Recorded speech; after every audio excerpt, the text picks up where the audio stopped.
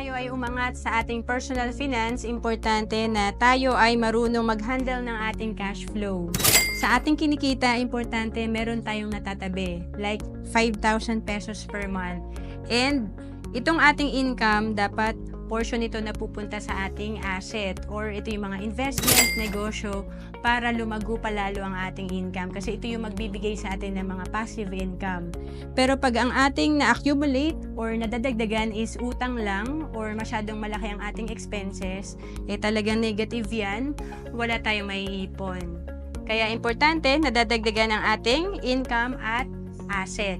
Kaya nga dito sa sample natin, kahit 5,000 pesos per month ang iyong naiipon sa loob ng 20 years, meron kang 1.2 million.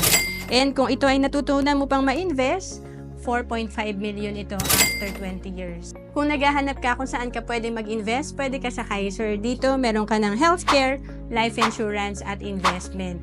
7 years ka na mag-iipon. And for as low as 2,647 per month, pwede ka na magsimula sa Kaiser. To know more about Kaiser, message mo lang ako sa FB, Roancelis Capistrano.